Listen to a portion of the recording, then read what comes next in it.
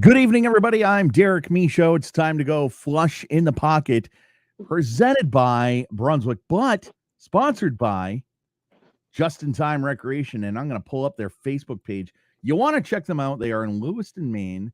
And we're going to actually go to justintimebowl.com.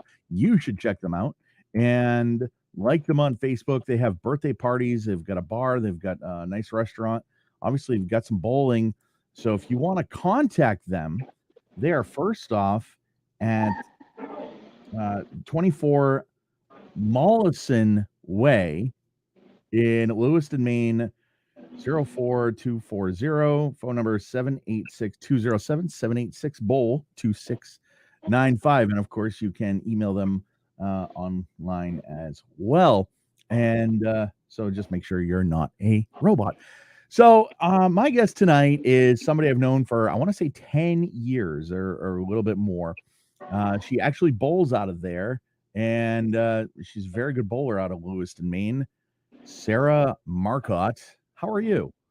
Hey, I'm good, Derek. How are you? I'm awesome. Thank you very much for asking. So if anybody knows bowling at Just in Time Recreation, it's you. Why should anybody go there? First off, I want to thank Justin and Samantha for sponsoring this year, and really appreciate it. So, yeah, why do you think they should go there? So actually, Justin and Samantha have redone the bowling alley. So it's freshened up. It looks a little more modern. They have changed the ways to cater to bowlers, which is what bowlers who are in leagues look for. The food is great. The drinks are good. It's a good time. They play good music. It's kind of loud during league, which I like. And they're usually always around, which is also nice to see. It's always nice to see the owners around the place that they own. They both bowl. They're both good people. They're both kind. Oh, yeah. And they're both there to be at your needs, whatever is needed. Absolutely. So, yeah. That place versus Spare Time, it was Spare Time for a long time. I know you enjoyed Spare Time. What's the difference between then and now? Oh, gosh. So I bowled at Spare Time since I was 6. Mm-hmm. So I've seen a lot of changes. It's been through a lot of people. It's been through a lot of hands, a bunch of different atmospheres. The one thing I would say I do miss is that way back when they used to have this restaurant / bar / lounge, and it was called Jungle Gyms. And they would have live bands, live music, great food. It was kind of separated from the bowling alley. So if you just wanted to go there for the restaurant type of vibe, you could. Or if you wanted to bowl and then go listen to a band, you could. And I believe that got taken over by a business of sorts. But I think a positive turnout from this is that Justin and Sam are younger, and they have altered the bowling alley in ways that suits the generations coming. So they've definitely taken a look at the crowd, what's new, what's happening, what's popular, and have been really trying to update it to fit the needs of, a younger crowd, essentially, which I think is what needed. Yeah, they're reading the room, as you will. People say, a lot of people say, read the room. Mm-hmm. Yeah, they're definitely doing that. Yeah. So check them out, justintimebowl.com.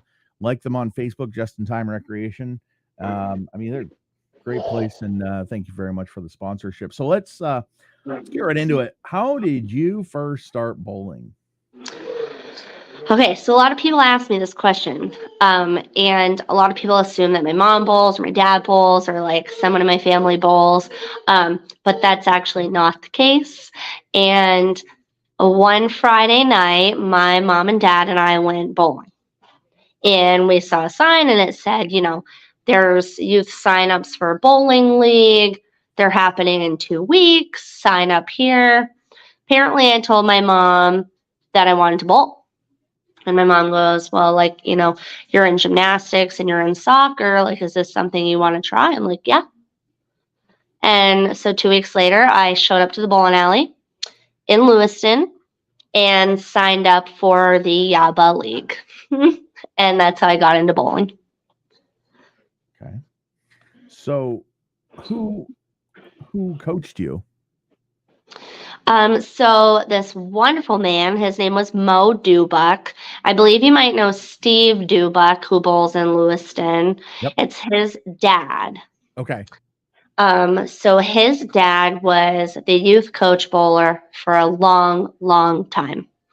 And when I first started, he came right up to me and he was like, you have a natural talent, you have a lot of potential. He was working one-on-one with me. Like, I'd show up like during the middle of the week and we'd practice. And he was just a simple, generic coach who just loved the sport of bowling. And that was the thing. He just loved the basics of bowling, and that's what he would teach. And I think his love for it really became my love for the sport, and he really made me feel confident in what I was doing. So I just kind of hung on. So what kind of, I know this is probably going to sound weird because who at 6 years old averages 200, but what kind of a bowler were you at 6 years old? How did you get to the finished product that we all see today? So, growing up, I was always told I had this natural stance, this natural form. But that's something definitely Mo and I worked on. Like, we would do foul line drills, we'd throw a football, we'd do a lot of balance activities. It wasn't always on the lane sort of work. Like, we did a lot behind the scenes as well. And I think that, him and I working one-on-one, I got a lot more of his knowledge and honestly his wisdom and his confidence. And it just made me want to try more and more and more. Yeah. So who would, kind of going off the sheet here, which pros would you say your game is modeled after? So I'm going to give you two things here. Okay. Let's say Parker Bone and Scott Norton had a one-night stand and had a baby. It would almost be you, because you don't throw it as hard as Parker, and you're kind of as smooth as maybe Scott Norton. I don't know. What do you think? So actually, a few of the questions down, I had Parker Bone as one of my pros that I looked up to. So I've always liked him. I've always liked his style of bowling. I obviously like that he was left-handed because I'm left-handed. But he had a natural approach. There was nothing crazy about his game. He was simple and to the point. And I feel like that's what Mo tried to drill into me, was that you don't need to be crazy. You don't need to have so many revs. You don't need to have so much speed. It's a simple game. Okay. And I think Parker Bone really demonstrates that, and that's who I kind of looked up to. Okay. All right. So, where did you grow up bowling? I grew up in Lewiston. I bowled at spare time. Yep. Okay. Yep. Okay. Yep. So obviously you're a mother now and you bowl the scratch tournaments. But let's say, I don't know, when you first start bowling, what would 2023 look like for you? Where did you see yourself today? What were your bowling dreams? And where would you see yourself today so many years ago? So growing up, I definitely wanted to be a professional bowler. Mm-hmm. That was definitely one of my goals. However, it wasn't really financially possible. Sure. I had just graduated college. I also wanted to buy my own home. I want to get my own car. There were kind of some other adult type things that were also goals of mine that perhaps trumped being a professional bowler. But it was never like off my radar per se.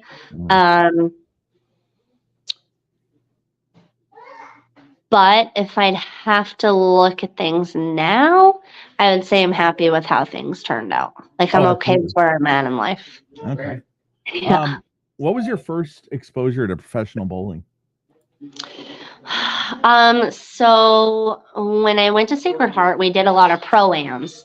Mhm. There were a lot in Connecticut, in Massachusetts, in Rhode Island, a lot in New Jersey. I think we might have had one on Long Island. So that was kind of like my first interaction with professionals. However, during like my 4 years of college and traveling around the US, some of the pros would show up and they would watch and then hang out and they would just cheer us on. So that was also cool.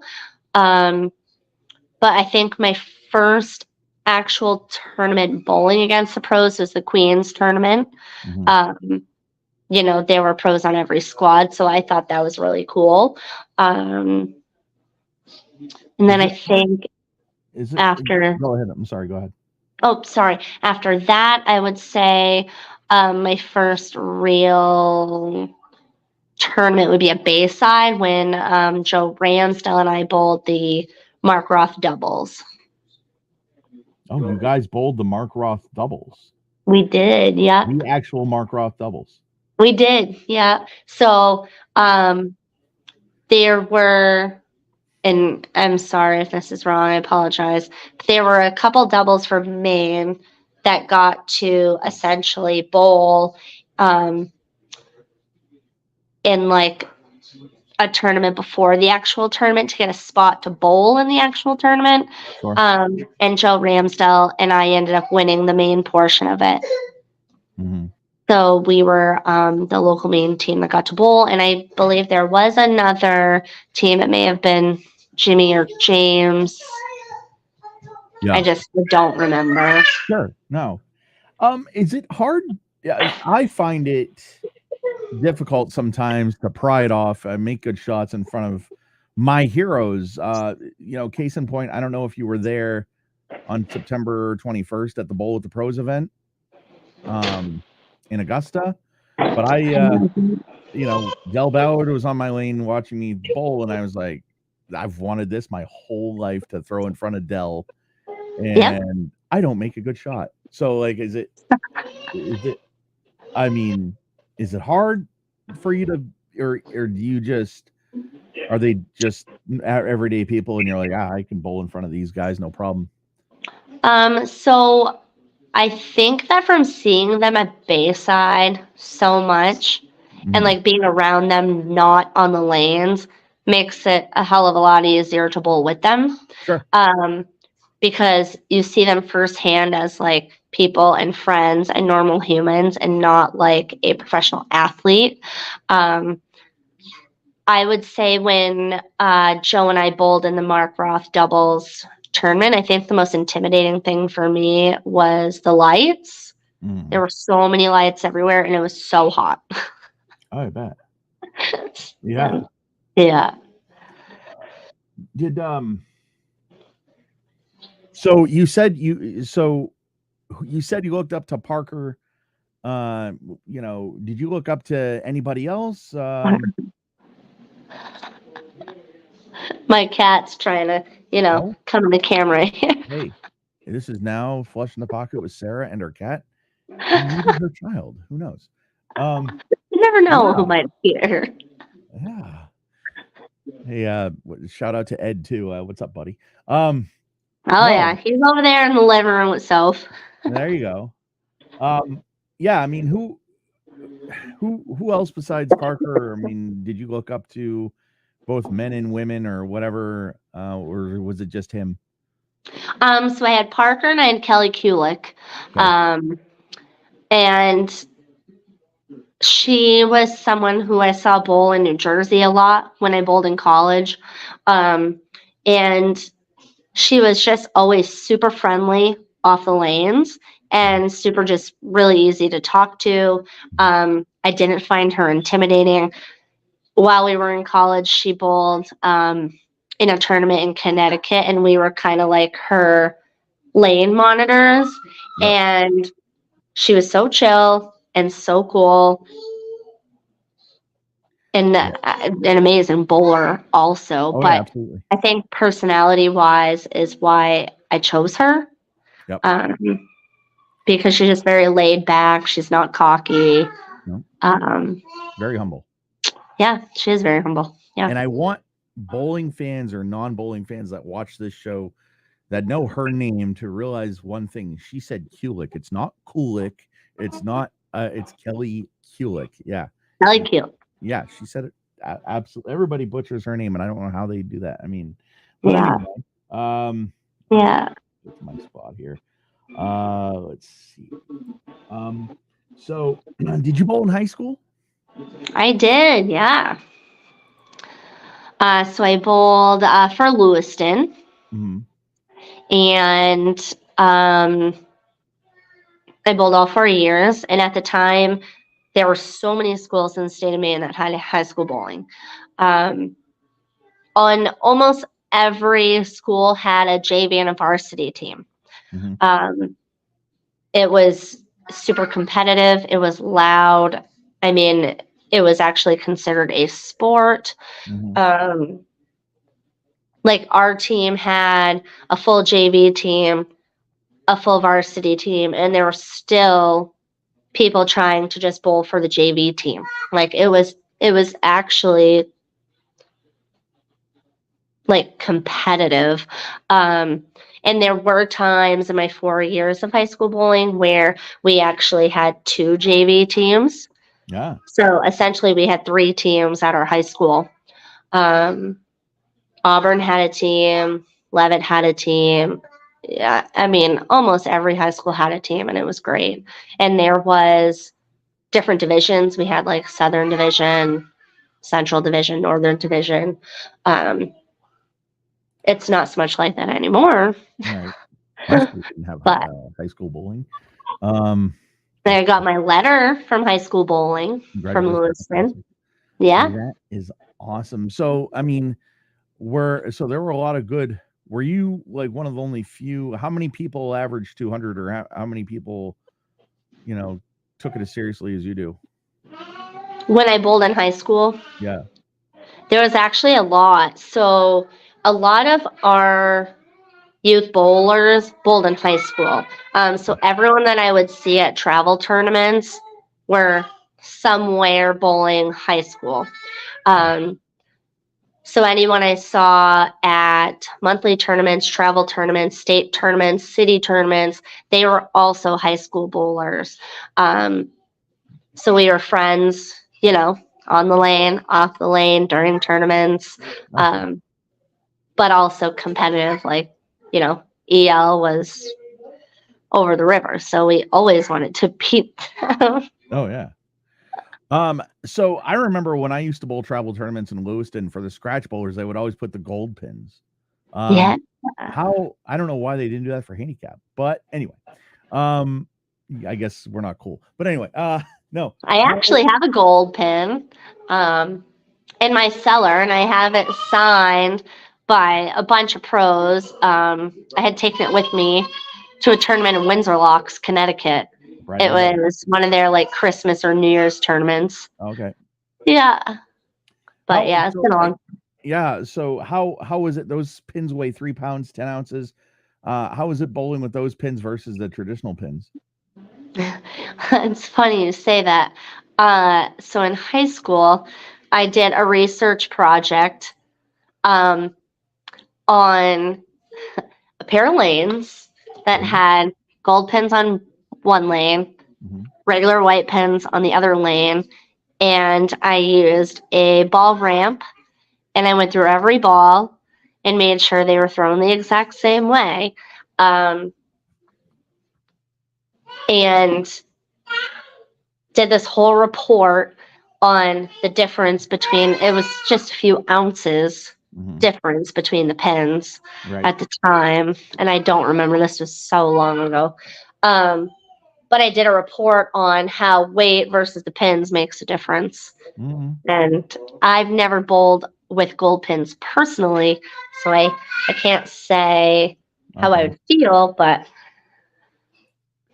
I didn't like them at first when seeing them on TV, but when I saw them in person, I was like, all right, that's cool. Yeah. Right. Yeah. It's been a long time. I do miss it though. They should do some tournaments like old school with gold pins. It'd be kind of cool. Oh, that'd be awesome. Yeah.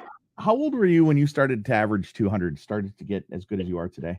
Oh, God.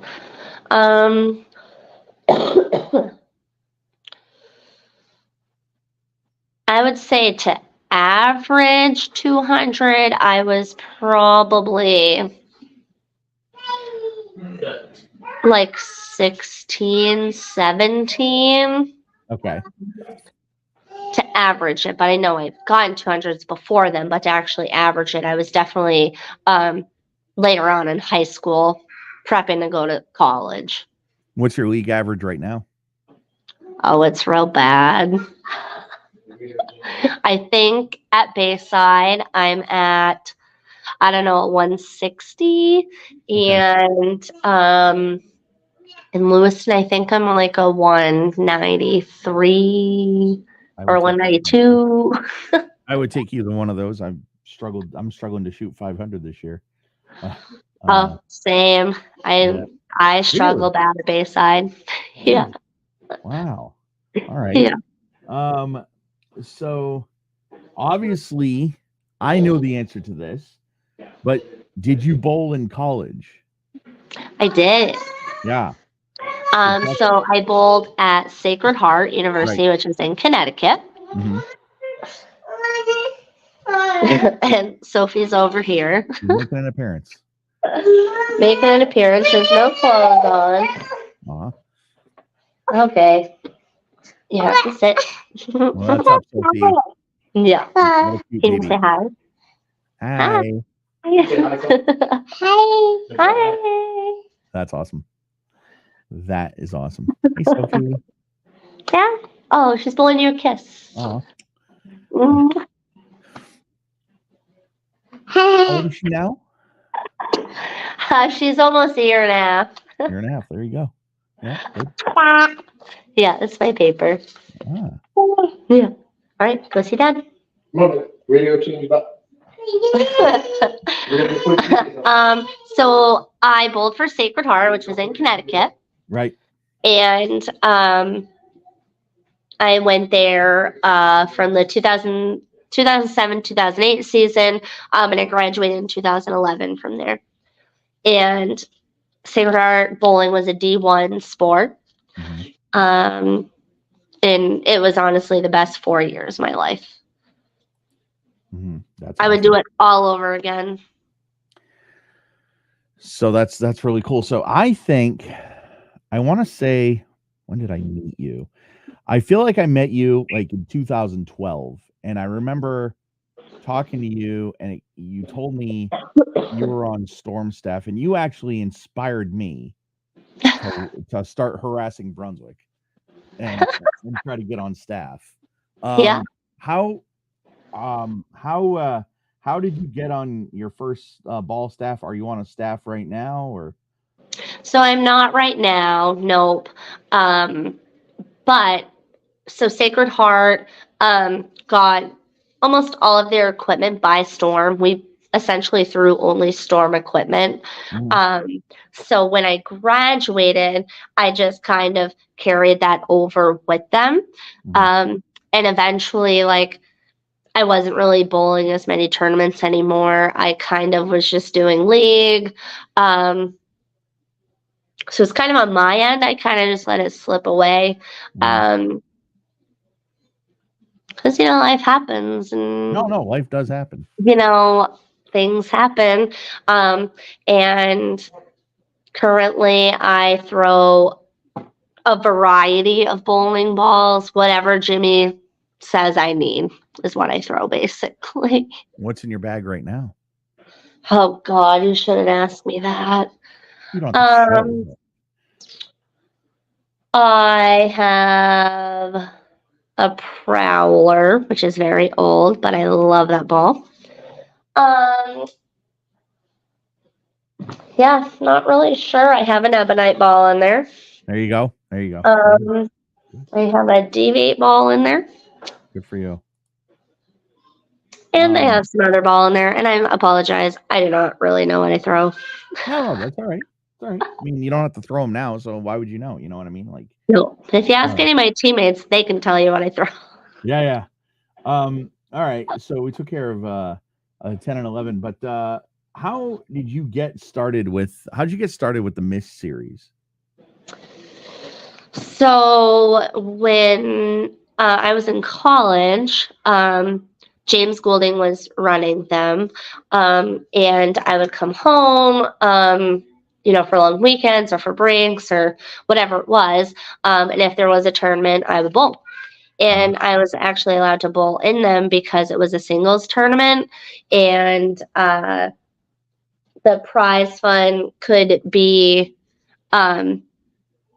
like substituted for smart money, so I could use it in my college accounts. So that's kind of how I started. So I'd come home from school and I'd bowl a couple tournaments. Yeah. All right. So what would you say, or how did you get started? Okay. What would you say is your best moment on your tour series, like Miss, KWT, anything within that? Like, what would you say is your best moment? So I think it would be most recent. So Charlie from Bayside, the owner of Bayside, he has what's called the Hungus 8K. And some pros come and bowl in it, a bunch of locals bowl in it. Essentially, you bowl, you go into match play, had 10 matches, and you can win 8K. Yep. And last year I bowled in it, or no, I apologize. Last year I couldn't bowl in it. The year before I bowled in it and I didn't do well. Last year I couldn't bowl in it because of Sophie. And this year I bowled in it. In the first qualifying squad, I came close, but not close enough. I was packing up my shoes. I was ready to head home, and everyone's like, "What are you doing? Like, you had a great look. Like, what are you doing?" I'm like, "Oh, it's expensive, whatever." Well, anyway, I decided to enter again. And I ended up making the cut, and I was the only female that did. And we got down to like the head-to-head matches, and I ended up not going any further. But I think that was like my best, most memorable moment in one of the Carl's tournaments so far. So there's a video on YouTube, actually, of you bowling Jimmy at Yankee Portland, now Spare Time, whatever, from like 2013. I can't remember who won that, but do you remember that match? Yes, I believe I beat Jimmy in that tournament. Yep. I think that might have been my second missed tournament win. I think. My first tournament win was was against Roger Sorrells. Okay. Come on, son. Hey. She's back. Hi, Sophie. Hi. Yeah, can you say hi, Derek? Hi, Sophie. So I'm really hoping that she's into bowling. Oh, yeah. Yeah. Well, we'll see. Yeah. All right. Well, I mean, how could she not be? I mean, I'm the only sports fan in my family. So I just kind of discovered it on my own. And yeah, but she'll definitely be a bowler. I mean, especially if she was held by Weston a lot. I mean, how do how do you not after that? You know. Wes loves her. Yeah. Yeah. What would you say was your worst tournament moment in the KWT or missed? Well, that was also recently. Okay. So, there was a tournament at Bayside, and it was a doubles tournament, and it was like an alternate shot tournament. Gotch doubles. Yep. And so Eddie and I were partners. Yep. And imagine that. I was bowling pretty bad. And Eddie comes up to me because I was in the anchor spot, and he was like, "Hey, you know, like, we just need 4 pins to break 100." I'm like, "Oh," I'm like, "All right, no problem." So I get up there and I whiff the shot. I end up literally getting the 6, 9, 10. Oh no. And I got 3 pins, and we shot a 99. And I turn around and I'm like, oh my God. It was like the worst moment, but it's kind of a funny moment too. See, Tom Doherty, it's not always this bad. Yeah, but you know. Yeah, so needed 4 pins, got 3. You should explain to her, though, that it was a Frankie and Ding Dong made up Whataburger. Oh, it was, yeah, and it was Why don't it was you part of come the on and Frank and explain Ding it, Dong sir? show. No. What? I said, why don't you come on and explain it, sir? Yeah, do you want to come and explain it? Oh, please, let me. Here he is, well done. Yeah. So we're bowling an alternate shot Frankie and Ding Dong tournament. And we both know how much, James and Levi like to make up these amazingly difficult patterns. Yep. And this one was the Whataburger pattern. Whataburger? Yeah, Whataburger. It's called the Whataburger. You'll have to look it up to see how awesome this pattern was. Okay.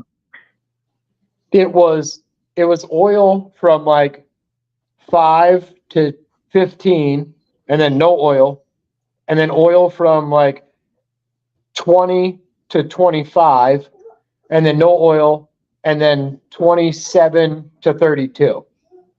So it was really, really difficult to even find a shot to the pocket. And we needed 4 pins to break 100. I had made a tough spare that she left to give ourselves a chance to make 100. And we needed 4 pins. And I said, babe, you got this. We need 4 pins. And she got up and she set it down on the dry boards, and it hooked the entire lane and picked off the 6, 9, 10 for 99. Lefty curse. Anyway, go ahead. No, I'm sorry. It was amazing. It was amazing. And we did bowl better after that first game. We did. But, yeah, we did. But we didn't throw a strike until halfway through our second game. It was pretty amazing. See, Sarah, when all else fails, throw with your right hand. Come on. Yeah. Oh, no. She probably could have done better in the beginning parts of that day if I she threw love it you to death. I right-handed. have to say it. Good to see you, buddy. Was it kind of like a reverse block, if you will? It was literally shaped like a W. No, but like, you know how a reverse, like, usually the gutter's dry and the middle has oil. Was it playing like the middle had more oil, or the gutter had more oil than the middle?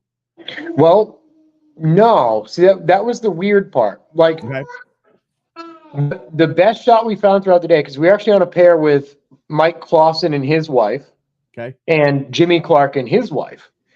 And the best look any of us could get was lobbing it out to almost the arrows to get the ball down lane before it started to hook. So it was like you couldn't really play like straight up 5. Okay. Because it wasn't a very long pattern either. I think Sure. if I remember correctly, I think it was like 36 feet. I don't remember. I don't know if it's 36, 38 feet. So it wasn't very Yeah. long either. So you really had to keep your ball speed up, but you had to get the ball down lane before it started to hook. And that was the hardest part. But Yeah. needless to say, there wasn't a whole lot of big scores Sure. that day Yeah. anywhere. That would definitely be something to ask James or Levi about. It was Yeah. quite the Oh, I pattern. definitely Oh, it was quite the pattern. I gotta But have it was them a fun tournament, though. It was Oh, a yeah. good time. Huh? It was a good time. Yeah. on. Yeah, no, that's awesome. Ed, good to see you, buddy. You too, bud. I gotta go get Sophie. No, absolutely. Yeah. So did you have an opponent that you beat up a lot? You know, I was thinking about it. And there was never really anyone in particular. Growing up, there wasn't a lot of women bowlers during my time. Audra Mercier, it's not her name anymore. Emily right? Hanscom, which is not her name anymore. Us three kind of like rotated wins for a long time. But I wouldn't say that there was anyone I beat or anyone that beat me consistently. I felt like it was always like different. Sure. Okay. Yeah. All right. So, okay. So let's see here. Hang on. So who was the second name you mentioned? Yeah, sorry. No, you're good. Who was the second name you mentioned? Audra and then who else? Emily Hanscom. Emily Yeah. Brigham. Yep. Yeah. Okay. Yep. All right. Yeah. So what where's your favorite bowling center to bowl tournaments at? All right. So I love to bowl tournaments Bayside. Okay. I love the atmosphere. I love the music. You walk in and it's just fun. Like it's not boring. Like you literally walk in and you know it's going to be a great day, regardless of how you bowl. Even if you bowl shitty, like you're still at Bayside. It's still fun. The people that work there have a good time, which is really a huge help. Your friends are there. People come to even just cheer you on. Sure. And they're not even bowling. They just want to go have drinks, eat food, and hang out at Bayside. But prior to Bayside, I would have to pick Waterville. Waterville was sorry about so. No, you're good. That's what happens when you have a kid, you know? I mean, that's... I know. But prior to Bayside, Waterville was definitely my favorite. Yep. I think mostly because I loved the setup of Waterville. I loved the lanes. And it was just a nice center. Oh, really? So, yeah, I do miss it. Did you prefer the synthetic over the wood, or I mean, what did you think of? What was your preference there? I mean, I preferred synthetic. Yep. However, I did like wood lanes in Wilton. I hated Wilton's wood. Yeah. And I don't mind Wilton. A lot of people hate it, but oh, I can't wait for the state tournament. Are states there this year? Yeah. Oh, I didn't even know. Perfect. My buddy that I go with, John White, he's like, "Oh, I hate Wilton. Nah, I can't wait. I can wait." Yeah, I like Wilton. Bowling center you hate the most? Bowling center I hate the most. Wow. So it took me a while to think about it.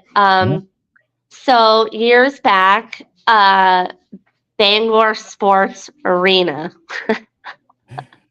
I used to bowl there in tournaments. And the only thing that I liked about Sports Arena was the replay on the lane cameras. Yep. I thought that was the best feature. I loved it. I miss Yep. that. I wish bowling alleys would actually have that. Yep. You know, just to see those shots that, you know, you throw, you turn around and they get a strike. Yep. I'd love to see that. But I didn't really enjoy bowling there. I See, think that it was very catered to house bowlers having fun, parties. Didn't really care about tournament bowlers, Mhm. which was unfortunate. But yeah, that'd See, that's be where I the grew up. house I'd pick. Yeah, no, that's where I grew up. Yeah, That's where I started bowling, was Heritage Bowling Center, and it was yeah, cool for a long time. And then all of a sudden, yeah. like the last time I bowled there was 03, 04, and it was just um, it was terrible. And then Family Fun, they start we bowl there, and then after a while they changed the synthetic, and I'm like, okay, I could deal with this. But how do you do at Family Fun? I like family fun actually. Yeah, okay, good. Yep. I don't mind family fun. I never have minded it. I don't say I bowl my best there ever, but I like it. Yeah. Like at All the right. state tournament this past year, I thought, correct me if I'm wrong, Angelina. Yep. I thought she did a great job running the state tournament. Yeah. Yeah. I had to babysit Dave Rhines a lot because he was always on his phone and he was never up when he had to bowl, and I was just like, what the frig is going on? Well, Bethany Archer babysat Sophie a lot while we were bowling. So, Well, yeah, but that's different. yeah. He's a grown man. She's a cute baby. Thanks. Yeah, definitely. Let's see. Hang on here. So how did you get started with Bopo? So I bowled at Bayside a long time ago. This was like in the beginning of things going on there. I got asked to sub on a Wednesday night like restaurant league. Mm-hmm. And at the time, I was bowling Tuesdays in Augusta, subbing Wednesdays at Bayside, bowling Thursdays in Lewiston, doing tournaments on the weekend. And it just got to be a lot. You know, like I started as a sub and then I started bowling more. So it's kind of more than subbing. And at the end of that season, I was like, I can't come back. It's too much for me to commit to. And so I went, I don't even know how many years it was, quite a while without bowling there. And then 2 years ago, Mallory needed a female bowler on her team. And so she asked if it would be something I'd be interested in. And at the time, it was kind of perfect timing, actually. I said yes, and I joined the Saucy Posse team. Oh, all right. Yep. So kind of off the sheet, actually, definitely off the sheet. How old were you when did you shoot your first 300 or 800, and when was the last time you actually answer the last time you shot 300? Answer that in a bit, but first off, your first 300 and 800. So my first 300 was at Spare Time Portland. Yep. It was in a youth travel tournament. I had come home, I think, from college, and I bowled in one of the travel tournaments. And I was 18 at the time, I think. Mm-hmm. And that was my first 300. Okay. Yep. And your first 800?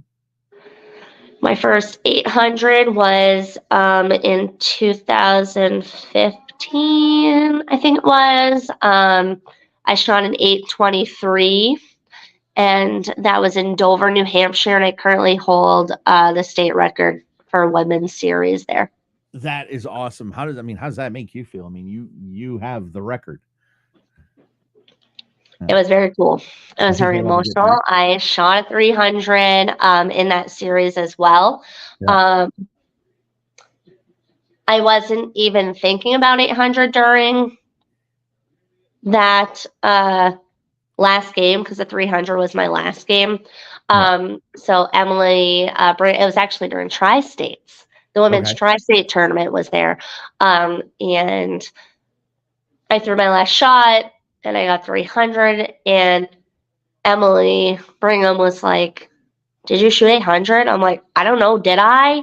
Because like that, I wasn't thinking that at the time. And so I did end up shooting that. And I don't know what the record was before me, but I do know as of probably a month ago, it was still not broken. So it's kind of cool that I still hold that record. So what goes through your mind when you're shooting? Because if I had the front 9, I'd be, God, I don't even know what I'd be thinking. I'd be telling myself, stop thinking about it, stop thinking about it, stop thinking about it. And then I'd do something to screw it up. How do you not think about it? How do you go through it and do it like the first time you shoot one of those scores? So I just try to make everything the same. Yeah. So if I'm chit chatting with my friends and there's music and everything's a blast and we're drinking beer or shots or whatever we're doing, Right. I just continue doing that. I'll get up, throw my shot, turn around, we play cards, take a sip of beer, chat with my team, and then I'm up again. So like I try not to think about bowling when I'm not on the approach. Sure. Yeah. Okay. Yeah. I'm always sitting there thinking about it. I don't know. Maybe I should change it up. No, that's Try awesome. it. Yeah. Yeah. So how do you prepare for a tournament? So I saw this question and I laughed because I don't prepare at all. Um, I just show up. I'm usually the last one to show up. If you ask anyone who's late to a tournament, it's usually me. Or they're waiting on me. It's pretty typical. Yeah. But nope, I just roll in my bowling bag, my balls, my backpack, pay my fee, I get to my lane and turn on for practice and there we go. I don't look at patterns. I just show up. You don't even know what you're bowling on till you. Typically, or I might know the name of the pattern, but I have no idea how it plays, what it is. Sure. I don't research it. Maybe I should. Probably help, but Yeah. I don't. Well, I mean, it would help to know what balls to bring, but Yeah, I always bring the same 4 everywhere I go. There you go. So, okay. Now, when was the last time you shot 300? I shot 300 in May, and it was at the Bowler of the Year tournament in Lewiston. Oh, there you go. Yep. That was my 9th 300, I think. Wow, that's amazing. 9th. How many 800s do you have now? Just one. Oh, just that one. Okay. Yeah. Well, you're going to bowl 300 tonight, and there's going to be no stress. It's just going to be relaxing. You just need your voice. So we're going to go flush in the pocket. And when I started this podcast, I was like, everybody does 10 frames with whoever their guest is. And I was like, let's go flush in the pocket. Let's do 12 because that's a 300. Yeah. So we'll start it out. What's your favorite food? All right. So this is a hard one. So I love Mexican food. Yeah. But I also love pasta and I also love soup. I love soup a lot. I love all soups. I like to make soups. I don't care if it's summertime. I love soups.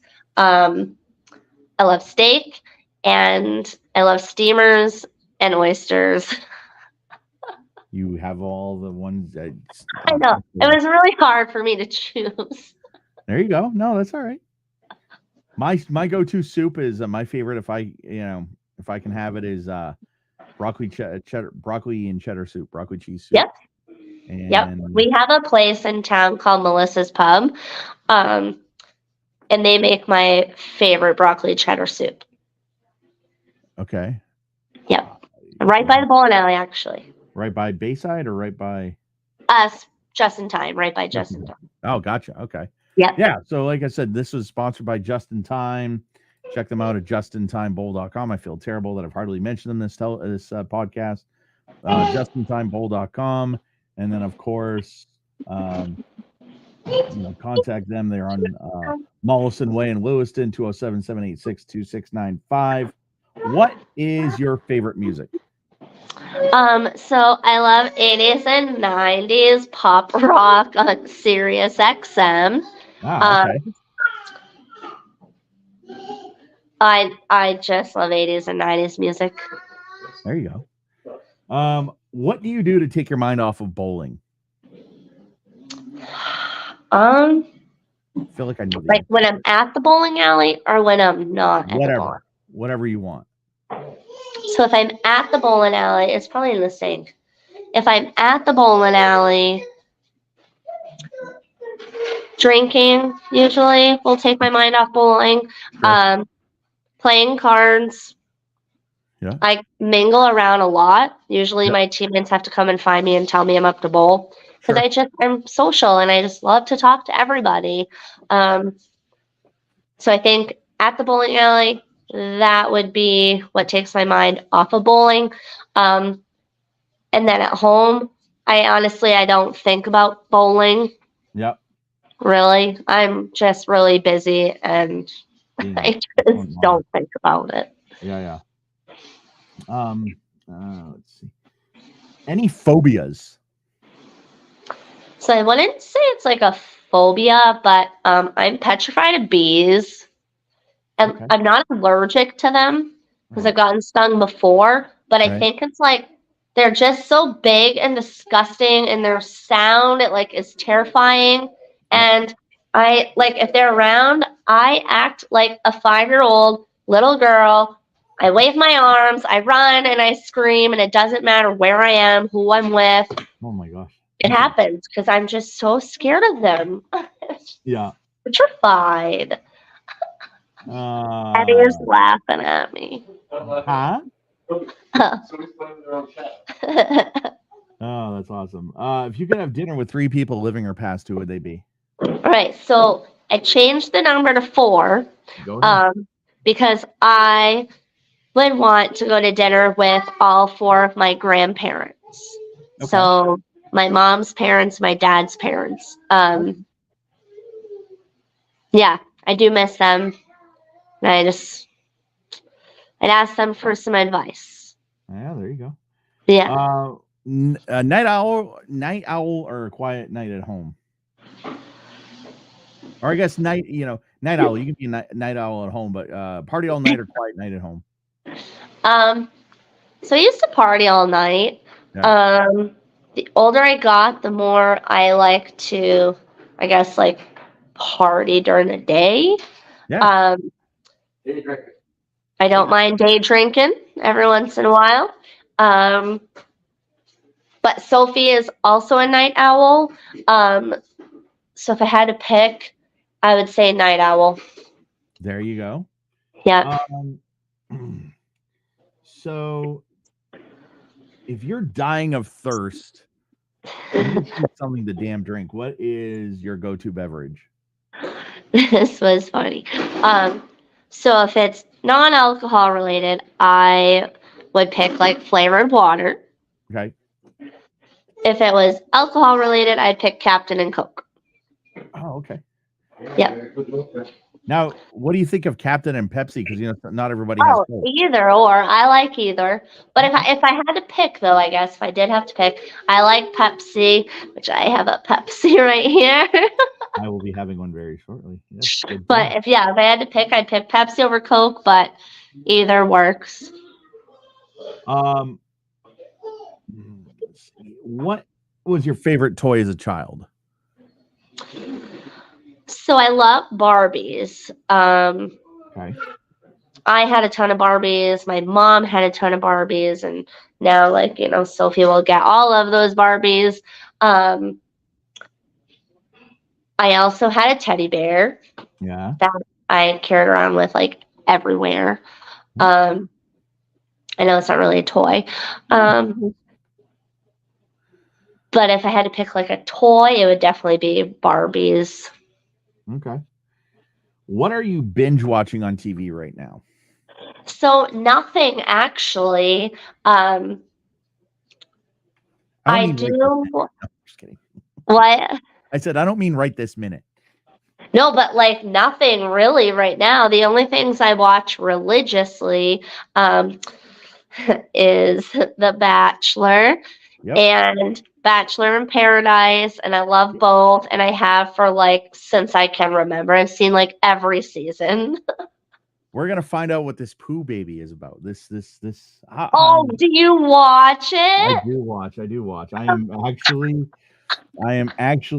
This podcast just got extended for 2 hours. No, I'm just kidding. No, Oh no. my god, I love it. I watch it. I do. I watch Bachelor in Paradise, Yeah, me too. Golden Bachelor. Yeah. Oh no, I'm a Bachelor super fan. I got a buddy that gives me a whole bunch of hell. I watch Bachelor. I watch Big Brother. Yeah, yeah, I yeah. love it. And you know what? Eddie watches it with me, and he gets into it too. Yeah. Jeez. Yep. So I guess the moral of the story is don't wait 9 days to have a poo. All right, everybody, just So I think that she is going to go to the bathroom because there's no way that we'd have all this drama leading up to this, and then she goes home. okay. So this is why I make this. The kids can't watch this. Do you think they actually show a picture of it? I mean, why would you show a picture of shit? But No, I don't think they will. okay, all right. Not that I want to see it, everybody. Just so you know, I mean, I'm just like, yeah, I wanna see it. Are there people watching us? How do you know? Oh, yeah, I can see a count. I can see like how long we've been going, and I can see. Oh, I can see a count, live views and whatnot. Right now we oh, got. that's cool. Okay. Like we've had 3 at one point. Now we got 1. I'm sure it's down to 0. I don't know what's going on, but That's okay. yeah. Where's your favorite vacation spot? So I like anywhere in the Caribbean. Mm-hmm. Anywhere hot, anywhere all inclusive. I love. If I had to pick a favorite, Mhm. I loved Jamaica. Mm-hmm. I loved the food. I loved the people. It was just a super great atmosphere, and I just really loved everything about it. But I also really enjoyed Punta Cana as well, and we're actually going there at the end of November with Good for you. Sophie and Eddie's mom for our first family vacation. Sophie, And yeah. Sophie's coming, yeah. Awesome. That is great. I never got to go anywhere with my parents like that. Never. They go to Hawaii. They go to Vegas. It's on my bucket list to go to Vegas. Nope. Yeah.